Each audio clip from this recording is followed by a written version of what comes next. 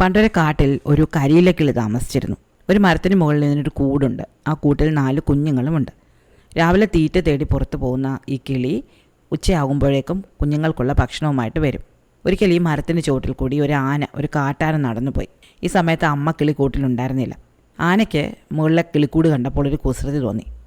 അത് ആ മരക്കൊമ്പിൽ പിടിച്ച് പതുക്കെ ഒന്ന് കുലുക്കി. കുഞ്ഞുങ്ങൾ പേടിച്ചു പോയി.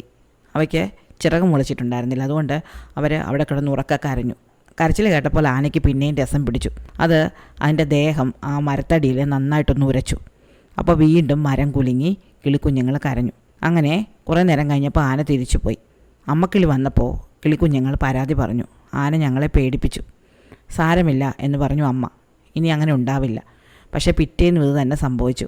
ആന വന്ന് മരക്കൊമ്പ് പിടിച്ച് കുലുക്കി, മരം കുലുക്കി, കുഞ്ഞുങ്ങൾ പേടിച്ച് കരഞ്ഞു. അന്നും അമ്മ വന്നപ്പോൾ കുഞ്ഞുങ്ങൾ പരാതി പറഞ്ഞു. അമ്മക്കിളി അപ്പം തന്നെ ആനയെ കാണാൻ ചെന്നു. തൻ്റെ കുഞ്ഞുങ്ങളെ പേടിപ്പിക്കരുതെന്ന് താഴ്മയായിട്ട് അപേക്ഷിച്ചു. ആന ഇത് ചെവിക്കൊണ്ടില്ല. അവളെ കളിയാക്കി ചിരിക്കുകയും ചെയ്തു. പിറ്റേന്നും ആന ഇത് തന്നെ ചെയ്തു, കുഞ്ഞുങ്ങളെ പേടിപ്പിച്ചു. കരിയില കിളിക്ക് ആകെ വിഷമമായി. കരിയില കിളി വീണ്ടും ആനയുടെ അടുത്ത് ചെന്നു. എൻ്റെ കുഞ്ഞുങ്ങളെ പേടിപ്പിക്കരുത് എന്ന് പറഞ്ഞു. അപ്പോൾ ആന കരിയില കിളിയെ കളിയാക്കി. ഇത്ര ചെറിയ നീയെ ഇത്ര വലിയ എന്നോട് എങ്ങനെ വന്ന് പറയുന്നു? നിനക്ക് എങ്ങനെ ധൈര്യം വന്നു എൻ്റെ മുന്നിൽ വന്ന് നിൽക്കാൻ? നീ ഒരു വെറും കിളി. എന്നോട് നീ ഒന്നും പറയാൻ നിൽക്കണ്ട. നീ വേണമെങ്കിൽ നിൻ്റെ കുഞ്ഞുങ്ങളെയും കൊണ്ട് ആ മരത്തിൽ നിന്ന് എങ്ങോട്ടെങ്കിലും താമസം മാറിപ്പോക്കൂ. ഞാൻ എനിക്ക് തോന്നിയതുപോലെ ചെയ്യും. കിളിക്ക് ദേഷ്യം വന്നു. അടുത്ത ദിവസം കിളി തീറ്റ തേടി പോകാതെ മരത്തിൽ തന്നെ ഇരുന്നു. ആന വന്നു.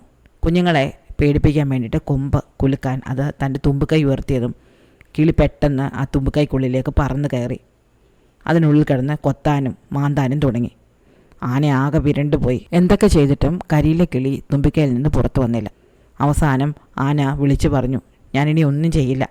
നിൻ്റെ കുഞ്ഞുങ്ങളുടെ വഴി പോലും ഞാൻ വരില്ല. നീ ഒന്ന് പുറത്തിറങ്ങിത്താ.